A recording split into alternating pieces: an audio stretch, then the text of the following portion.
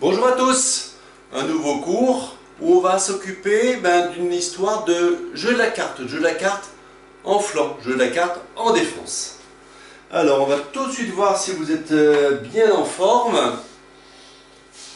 Alors le sujet, je ne vous le donne pas tout de suite, vous allez deviner avec ces petits dessins.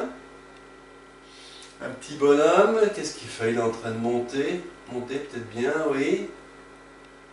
Et un second petit bonhomme qui monte.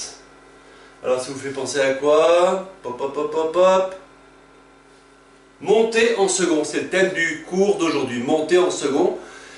Quand est-ce qu'en défense on doit monter en second? Quand est-ce qu'on ne doit pas le faire? D'accord?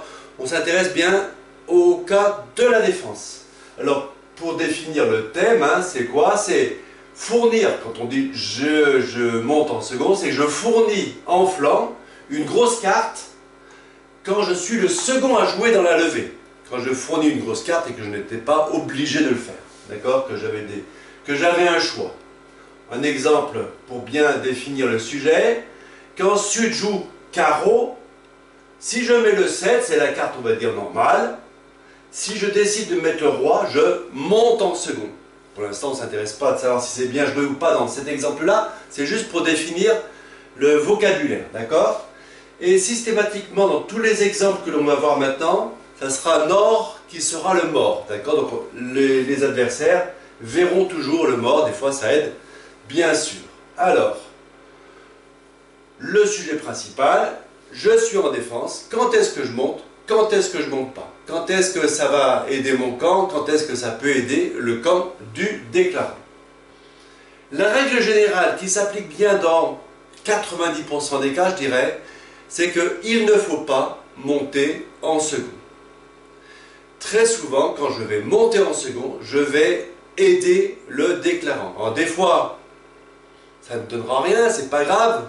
Mais de temps en temps, on va voir par des exemples, ça va aider le déclarant, ça va lui donner une levée, ou tout au moins lui donner la possibilité de le faire. Alors, on va tout de suite regarder quelques exemples. Sud joue le 8 de carreau. Sud joue le 8 de carreau. Bien. Si je ne monte pas en second, je mets classiquement quoi? Je mets classiquement le 2. Qu'est-ce qu'il fait le déclarant? S'il ne met pas l'as, lui il fait son valet. S'il met l'as, moi ici je ferai encore madame derrière. Quand l'as sera tombé, je ferai madame. Bien, ça c'est clair, c'est facile. Maintenant supposons que, ici en ouest, je décide de monter en second, de mettre madame de carreau. Pourquoi pas? Qu'est-ce qui se passe maintenant? Catastrophe. Le déclarant va appeler l'as du mort. Ici bien sûr on fournit petit. Le déclarant rejoue carreau. Et il peut faire cette fois-ci l'impasse au valet de carreau en jouant le 10. Le 10, puis le roi. Après, je ferai pour finir le 9. Si je monte en second ici, je fais 0 levée à carreau pour le flanc. Si je ne monte pas, je fais au moins une levée. Je fais une seule levée. Si je monte, je fais 0 levée. 0 levée en flanc. Vous avez compris le principe? Un autre cas où ça serait très mal joué, de monter en second. Sud joue le 4 de carreau. Le 4 de carreau, supposons que je décide de mettre le 9 de carreau ici. Après tout, j'indique ma parité, je vais jouer en descendant. Qu'est-ce qu'il fait le déclarant? Il met son as de carreau, d'accord? Et maintenant, vous voyez bien qu'il a la possibilité de ne perdre aucun carreau. S'il joue les carreaux en faisant l'impasse, le 7 pour le valet et le roi, le 6 ou le 7 pour le 10 et la dame, le 8 et maître, ou s'il n'intercale pas, le 8 fait la levée plus tôt, et là le déclarant fait 4 levées à carreau. D'accord? Maintenant, supposons que ici en ouest, je décide de mettre mon 3 de carreau. Est-ce que le déclarant peut faire toutes les levées à carreau? Non, c'est impossible. C'est impossible. Bon, s'il met petit, lui, il fera effectivement son valet ou son 10. Et si le déclarant appelle l'as du mort, pour un petit, d'accord, à ce moment-là, s'il rejoue carreau, je mets aussi un petit. Qu'est-ce qu'il fait le déclarant? Soit il met son roi, et à ce moment-là, on fera soit le valet, soit le 10 ici. Soit il met son 8 et le 9 fait la levée. Alors, je sais ce que vous allez me dire. C'est pas la peine de me raconter des histoires, je sais ce que vous allez me dire. Quand le déclarant joue carreau ici, il faut bien que j'indique ma parité pour que mon partenaire sache ce qui se passe. C'est vrai qu'il faut indiquer la parité, mais la signalisation en flanc, ça vient après la règle numéro 1 du flanc, ne pas donner de levée au déclarant. C'est la règle numéro 1. Quand je fournis, quand j'appelle, quand je défausse, quand je monte ma parité, dans tous ces cas-là, ça vient après la règle qui est ne pas donner de levée au déclarant. Là, effectivement, si je joue le 9 de carreau, je fais une bonne signalisation, c'est sympa, mais je donne une levée au déclarant. Qu'est-ce qui vaut mieux? Je pense qu'il vaut mieux ne pas donner de levée au déclarant, quitte à laisser un petit peu le partenaire dans le brouillard, au moins au début du coup. Alors, un autre exemple. Sud joue le 5 de carreau. 5 de carreau, supposons que je joue... Là, je peux donner ma parité, puisque le 4 ou le 3 sont des cartes équivalentes. Là, je peux donner ma parité. Le 4, qu'est-ce qu'il fait le déclarant? Il appelle quelle carte du mort? Supposons qu'il appelle la dame. D'accord? Lui, il met son roi, d'accord? Ensuite, quand je vais rejouer carreau du mort, d'accord? Je vais faire ici l'as et le 9, je ne ferai aucune levée avec mon valet et mon 8. Donc si ici on joue correctement un petit carreau, notre camp fera aucune levée dans cette couleur. Maintenant, regardez ce qui se passe. Si je mets l'as de carreau, si je mets l'as de carreau, c'est cuit. Le déclarant fera soit la dame, soit le valet. Obligatoirement. Et c'est la même chose d'ailleurs, c'est ça qui était intéressant aussi sur cet exemple. Si je fournis ici en flanc le 9 de carreau, pour une raison qui est la mienne, je décide de mettre le 9 de carreau. Regardez ce qui se passe. Le déclarant appelle la dame de carreau du mort. Bien sûr, lui, il met son roi. Mais maintenant, regardez, on va pouvoir jouer carreau du mort. D'accord? Lui, qu'est-ce qu'il fait? S'il met son 10, je mets mon valet. Bien sûr, ça pousse à l'as, mais le 8 est maître. Et s'il ne met pas son 10, mais il met le 2, je mets mon 8 qui pousse à l'as, et après le valet est maître. Donc quand j'intercale ici, quand je monte en second, soit avec l'as, soit avec le 9, je donne une levée au déclarant. Très bien. Alors d'autres exemples? Oui, un autre exemple. Sud joue le 3 de carreau. Ouest se dit, oulala, c'est peut-être l'occasion ou jamais de faire madame, parce que je vois que je vais faire madame, c'est bien, sinon j'aurais pu ne pas la faire, si lui il a As-Roi par exemple. S'il a As-Roi, peut-être que je ne ferai pas madame, je décide de mettre madame. Je monte en second. Bien sûr, ici on appelle petit, et regardez ce qui se passe maintenant. Le déclarant, quand il va remonter au mort, va faire l'impasse à carreau, et on ne perdra plus de levée à carreau, puisque je joue le 10 par exemple, s'il met son roi, je fais mon as, le valet est maître, et le 4 est la 13e carte de la couleur. Qu'est-ce qui se passe si ici, Ouest ne monte pas en second mais un petit, le déclarant met ce qu'il veut, le 10, le 8 c'est tout pareil je crois, le 10 qu'est-ce qu'il fait lui? Forcément il met son roi de carreau, et vous voyez bien que lui fera encore sa dame de carreau, on fait 2 levées. Si je monte en second, le flanc fait une seule levée à carreau, sinon le flanc en fera 2. Dans certains cas, ça va aider le déclarant, l'adversaire, à trouver la solution au problème qui est le sien. Alors, quelques exemples. Déjà, je me mets dans la peau du déclarant, j'ai cette couleur à manier là. Je joue un contrat, un chelem à carreau, tiens, par exemple. J'ai déjà perdu une levée, il ne faut pas que je perde de levée à carreau. J'ai combien? J'ai 3, j'ai 10 carreaux dans la ligne, c'est ça? 10 carreaux, ça veut dire qu'ils sont répartis soit 2-1, soit 3-0. La répartition la plus probable, c'est 2-1. 78% des cas, 78% des cas, la couleur est répartie 2-1. 2 d'un côté, 1 de l'autre, ou le contraire. Donc le bon maniement, pour couvrir tous ces cas-là, c'est de jouer l'as et le roi, en espérant que les carreaux étaient 2-1, d'accord? Maintenant, regardez ce qui se passe. Si ici, j'ai dame, valet, 3e, j'ai dit je tirais à ses rois en tête, c'est ça? Le 3, le 2, l'as, en espérant qu'ici on fournisse, et il ne fournit pas. Zut! Qu'est-ce qui se passe? Là je suis coincé, je vais perdre une levée à carreau. D'accord? Donc si je jouais 6 carreaux, j'ai déjà perdu un as, et je perds encore un carreau, je vais donc chuter mon chelem. Mince. Mais non, ce jour-là, je tombe contre un adversaire en ouest qui est très gentil. Très gentil. Qu'est-ce qu'il fait? Sur le 3 de carreau, il décide d'intercaler, de mettre la dame ou le valet, l'un ou l'autre, qu'importe. Le déclarant, qu'est-ce qu'il fait? Bien sûr, on ne va pas laisser cette dame ou ce valet faire le pli. Il met l'as de carreau du mort. Ici, on défausse, mais maintenant, tout est clair. Hein. Ici, on a défaussé, on sait qu'il reste le valet second. Je rentre en main et je fais l'impasse contre le valet de carreau. Je fais 5 levées.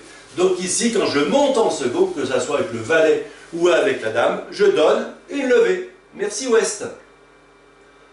Un autre cas tout bête. Sud joue le 3 de carreau, toujours pareil, il faut qu'il fasse plein de levées à carreau. Il a déjà perdu un as.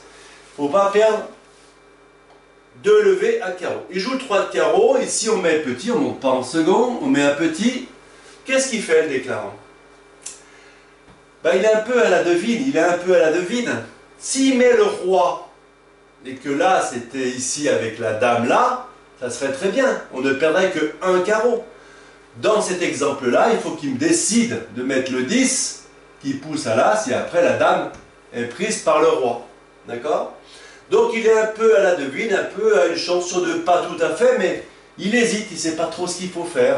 Puis là, il décide mal, il dit ah, lui il a une tête à avoir l'as, allez, je mets mon roi, on verra bien, je mets mon roi, lui il met son as et on perd 2 levées à carreau l'as et la dame puisque le roi est tombé. Pas de chance, pas de chance. Mais là encore, ce jour-là, décidément, c'est une bonne journée pour moi. J'aurais dû jouer au loto. J'ai une bonne journée, je tombe sur un ouest qui est sympa à chaque donne. Là, il décide, pour une raison qui est la sienne toujours, de mettre la dame. Ben, le déclarant, il n'a pas de problème maintenant. La dame, il couvre du roi. Lui, il fait son as maintenant ou après, qu'importe. Je ne perds plus qu'une levée à carreau. En mettant la dame, en mettant un gros en second, en montant en second, j'ai réglé le problème du déclarant. Un autre exemple, tout bête, ici on joue le 2 de carreau. Toujours pareil, je joue un chelem par exemple, il faut que je perde qu'une levée. Ici on met un petit, l'air de rien, en sifflotant. Qu'est-ce que je fais maintenant moi? Est-ce que je mets le roi? Si je mets le roi, effectivement j'ai gagné. Mais je pense que c'est mal joué. La bonne ligne de jeu, c'est de mettre le 10 en espérant, par exemple, As-Dame 3e ici. D'accord? Donc si je mets le 10, qu'est-ce qui se passe? Le 10, bien sûr, lui, il met sa dame en se frottant les mains, et lui, il fait encore son As de carreau, et donc, on va perdre 2 levées à carreau. Supposons, cette fois-ci, que lui, il dit, voilà, je fais mon As, ça sera fait.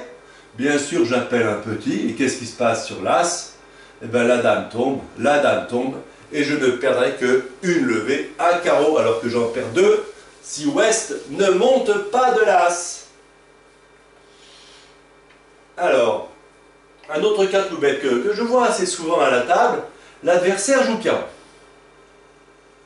Et ici, le joueur qui est ici, on dit de toute façon, mon roi il est foutu. Hein. Si je mets petit, il fera sa dame, et après l'As il mangera mon roi.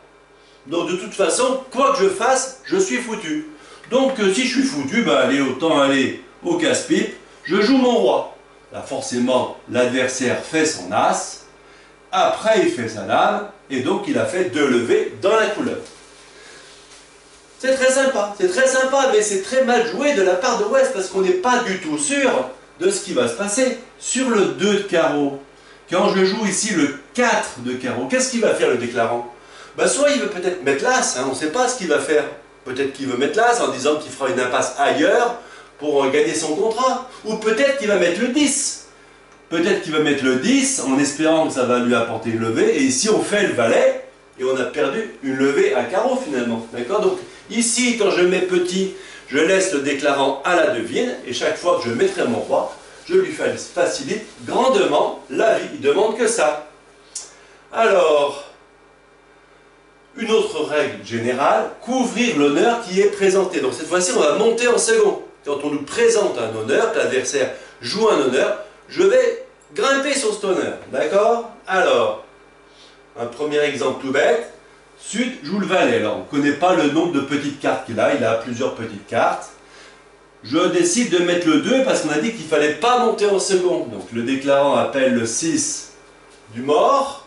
Et maintenant, qu'est-ce qui se passe? Il va rejouer carreau. Là, cette fois-ci, je mettrai madame, je suis bien obligé. Le déclarant fera l'as, le roi et le 10. 4 levées à carreau. 4 levées à carreau. Si je décide d'obéir, donc de mettre madame sur le valet de carreau, bien sûr, le déclarant va faire son as.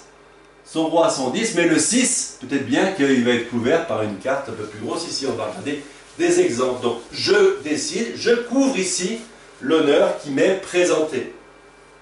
Alors, dans cet exemple-là, c'est kiff-kiff. Regardez bien ce qui se passe. Le déclarant, il a tout. Donc, quand il joue le valet de carreau, qu'est-ce qui se passe en ouest? Si je mets madame, on fera, excusez-moi, l'as, le roi, le 10 et puis le 9, d'accord? Donc l'adversaire fait les 4 levées, et si je mets petit, c'est pareil, le valet, petit, petit, d'accord? L'adversaire fera aussi 4 levées, d'accord?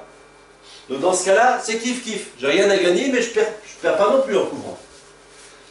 On a peut-être d'autres cas à regarder. Alors un cas légèrement différent. Valet de carreau ici, qu'est-ce qu'il fait ouest? S'il met le 2, on joue le 6 et après As-Roi 10 100 mètres. Donc le valet, il obéit, il met sa dame. Le déclarant fait son as. Ici on met un petit carreau. Le déclarant bien sûr peut faire son roi et son 10, mais il ne fera pas la 4e levée de carreau. Donc en couvrant, en mettant la dame, en montant au second sur ce valet qui m'est présenté, je gagne une levée. Un autre exemple tout bête, je joue le valet. Le valet, qu'est-ce qu'il faut faire ici? Il faut couvrir la dame. Si je couvre de la dame, ça force à l'as. On fait 3 levées ici, mais c'est tout. Si sur le valet, je mets petit, le déclarant fera 4 levées dans cette couleur. Alors, est-ce qu'on a encore un exemple? Un exemple tout bête, oui. Un exemple tout bête. Je pars du 10 de carreau. Je décide de mettre petit. Je décide de mettre petit. Pourquoi pas? Petit, qu'est-ce qu'il fait? Donc le déclarant met le 5. Qu'est-ce qu'il fait lui? Il met sa dame, on est d'accord? Il met sa dame pour faire la levée. Après, quand je jouerai le 4, le valet va tomber, l'as, le roi, et le 9 sera maître. Ok?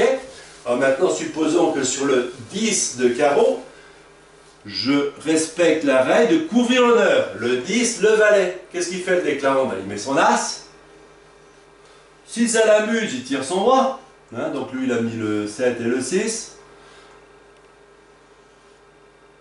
On en est là. Et qu'est-ce qui se passe? Sur le 9 et le 5, j'ai encore la dame et le 8. Donc le déclarant ne fait que 2 levées à carreau, alors qu'il en faisait 3 si je ne couvre pas ce 10 avec mon valet en ouest. Ça va? C'est pas trop compliqué? C'est un cours qui est un peu long. Prenez le temps de respirer, d'arrêter, de relancer, de vous servir un petit remontant. Allez, on continue. Il y a des cas où il ne faut pas couvrir l'honneur présenté. Alors, c'est quoi ces cas? Un premier exemple tout bête. Quand ici j'ai un roi, par exemple 4e, et que je vois tous ces carreaux ici, ce n'est pas bien de couvrir la dame. Si on me présente la dame, dans cet exemple-là, la dame, le roi, l'as, le déclarant fait 4 levées à carreau. Si je décide de ne pas couvrir la dame, petit, petit, la dame, petit, petit, petit, il continue, carreau, toujours petit, le 10, petit, et quand il va jouer son as, ici, mon roi de carreau va résister et il ne pourra pas faire son valet de carreau. Donc ça dépend aussi de ce que je vois au mort. Quand je vois toutes ces jolies cartes au mort, je n'ai pas intérêt à couvrir la dame de carreau. Alors, un autre exemple où il ne faudrait pas monter en second, pas couvrir l'honneur qui est présenté, c'est ça. Alors, vous êtes déclarant, vous jouez un contrat à 100 atouts, vous avez besoin de faire 4 levées dans cette couleur, soit pour gagner votre contrat, soit pour marquer un bon coup, si vous êtes en tournoi par paire. Alors, quel est le maniement pour faire 4 levées dans la couleur?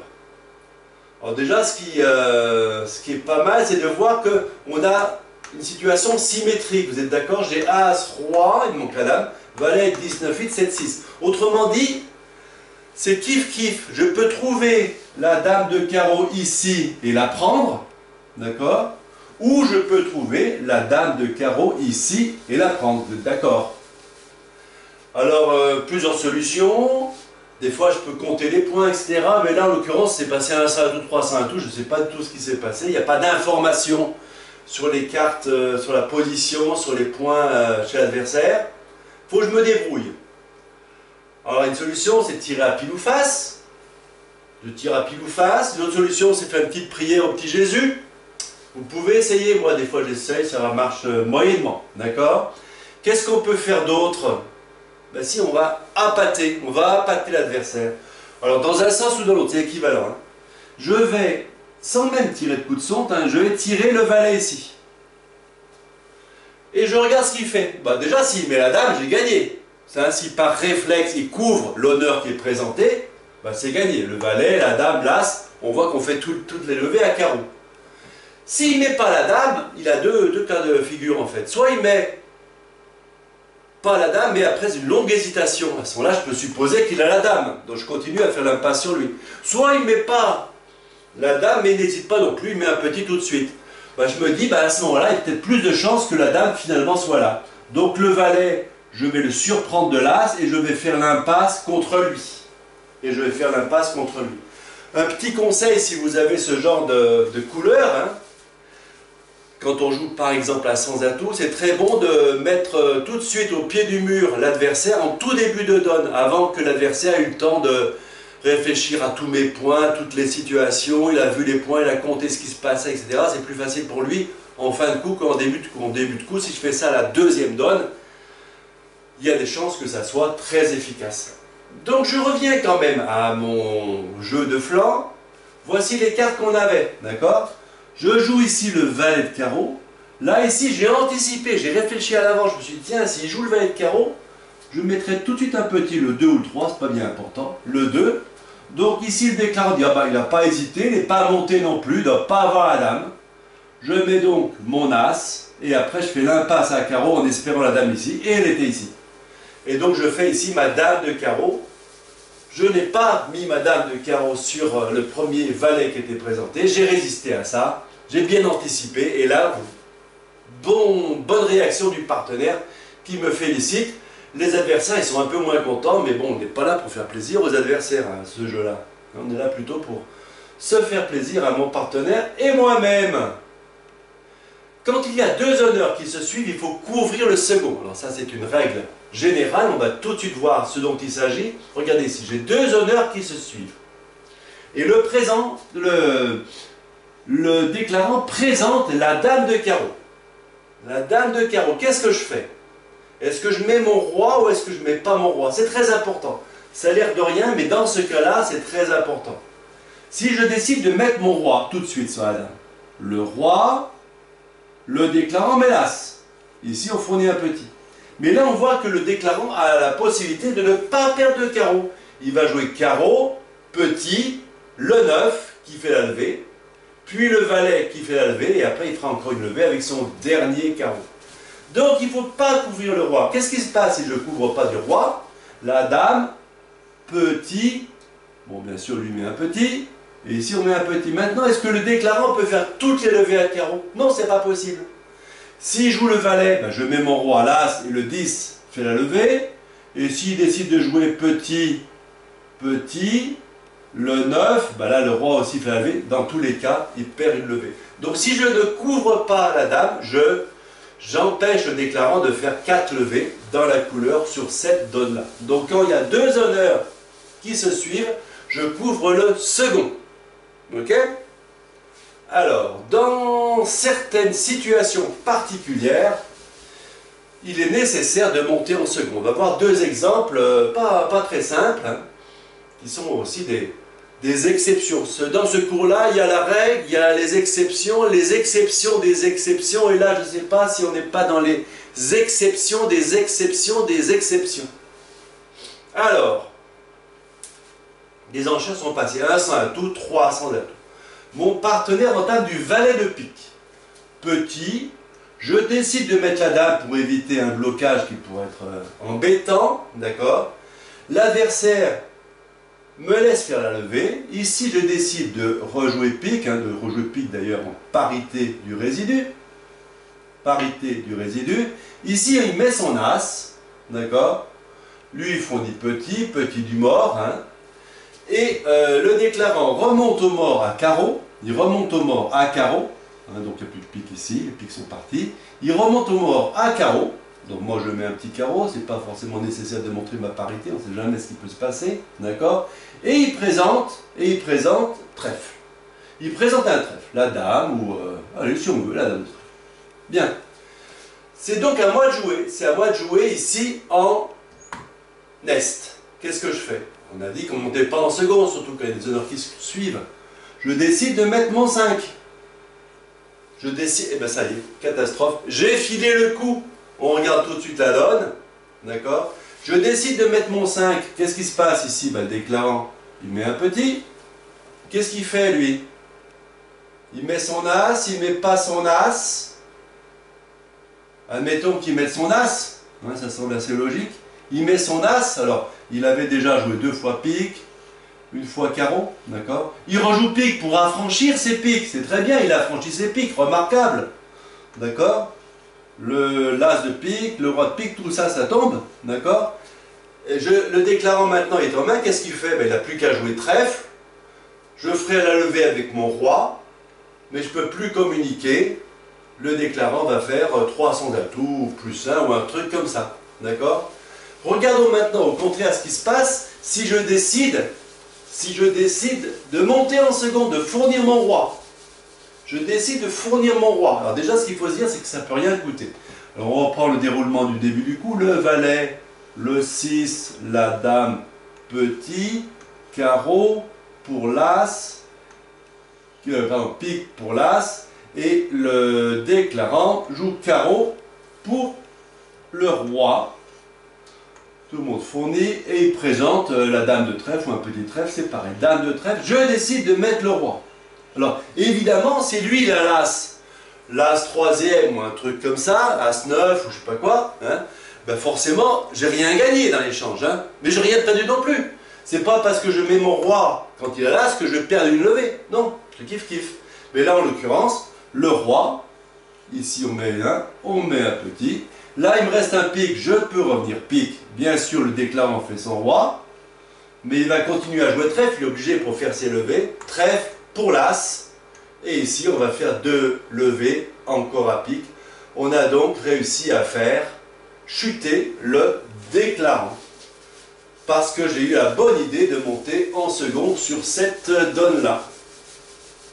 Bravo, merci partenaire. Là, le partenaire est content. Alors, dernier exemple. On regarde celui-là et après on se repose. Dernier exemple. Sud a ouvert 200 atouts, Nord a dit 300 atouts. D'accord? Là aussi, le déclarant part du valet de pique, le 4, la dame, si on veut pour débloquer, c'est logique. Et là, il ne laisse même pas passer. Pas forcément nécessaire, qu'importe. Et il joue tout de suite trèfle. Trèfle, le 3. On ne monte pas en second, le 2, le déclarant appelle le valet, et moi je fais mon roi. Très bien, super. Là, qu'est-ce que je fais? Je rejoue pique. La couleur de mon partenaire, ça semble cohérent. Là aussi, il ne laisse pas passer, je ne sais pas pourquoi. Il est comme ça. C'est comme ça, on en est là, d'accord? Et là, le déclarant joue trèfle. Trèfle. Qu'est-ce que je fais? Moi, je mets dame, petit, moi je mets petit.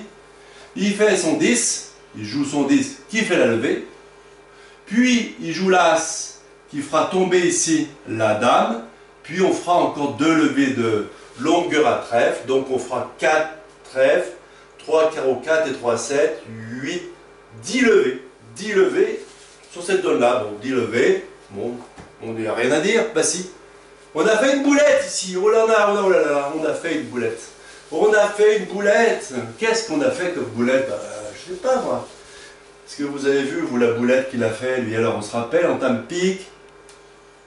Et non, entame pique, pardon. On est là, pique. Il n'a pas encore joué son 7, il n'a pas encore joué. Voilà. On en était ici, c'est ça. Et là, le déclarant joue trèfle. Et là, Ouest, qui est réveillé, il intercale, il monte en second. Il monte en second, il met sa dame de trèfle. Dame de trèfle. Alors là, le déclarant, il est vraiment dans la merde. Hein. Qu'est-ce qu'il se dit? Ben, si je mets mon as de trèfle, l'adversaire, après, il aura le roi de trèfle, je ferai 0 trèfle, j'arriverai pas à faire mes trèfles, j'ai pas de remontée ailleurs. J'ai pas de remontée ailleurs. Donc, ben, courageusement, il décide de mettre un petit trèfle. Pour le 5 ici, d'accord? On continue à pique, il n'y a pas de raison, on continue pique. On joue donc le deuxième pique, il est déjà joué, pique, pique. Il décide de mettre le roi, pourquoi pas, d'accord? Et maintenant, le déclarant, il joue trèfle. Ici, on fournit un petit. Et là, le déclarant, il dit, mais il faut que je fasse d'élever à trèfle. Il faut que je refasse l'impasse. Donc, allez, il fait l'impasse. Obligé, hein. Valet de trèfle, hein, c'est ce que je ferais, moi, en l'occurrence. Ici, on met le roi de trèfle. Et là, c'est terminé. Et là, c'est terminé. Il n'y a plus moyen de faire notre contrat. Il va faire quoi? Il va faire 2 levées à pique, une levée à cœur 3, 3 levées à carreau 6, 0 levée à trèfle. Alors que quand j'avais mis ici au premier tour le 2 trèfle, il y avait 4 levées à trèfle. Ça déplace 4 levées cette histoire. C'est quand même pas rien. C'est quand même pas rien. Donc de temps en temps, il faut savoir dépasser les règles, penser au cas particulier, voir les situations et bien sûr jouer en conséquence. Ouh là là, c'est fatigué, hein? C'est fatigant, fatigant, allez. C'est tout pour aujourd'hui, hein. Vous pouvez aller vous reposer, vous l'avez bien mérité. Reprenez le temps de revoir cette vidéo tranquillement, parce qu'entre les règles, les exceptions des exceptions, pop. Bon allez, on se retrouve bien vite à la table de bridge, hein.